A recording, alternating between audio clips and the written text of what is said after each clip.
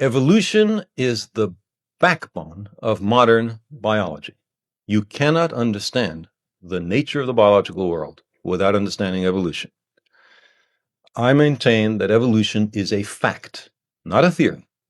Science uses the word theory in a way that's different from how it's used in everyday life.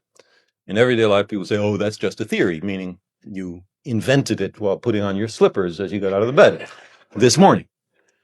But in science, a theory is a very well-supported body of knowledge.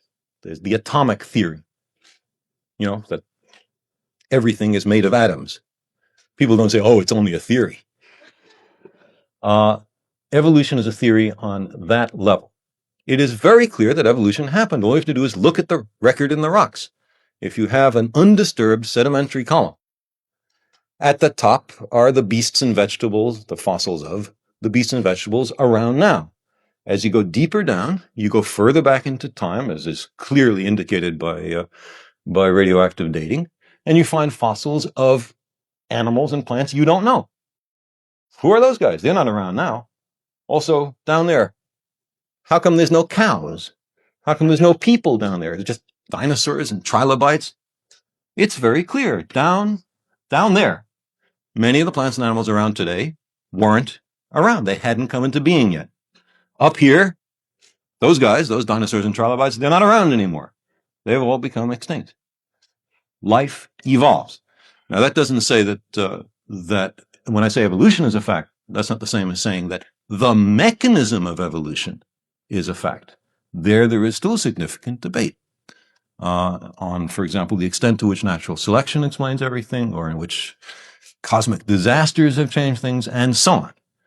But I think evolution is absolutely clear-cut. And of all the nations on the planet, this is about the only one in which it's a serious issue.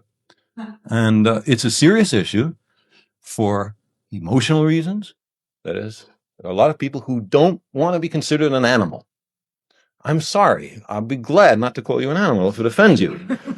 But we are animals.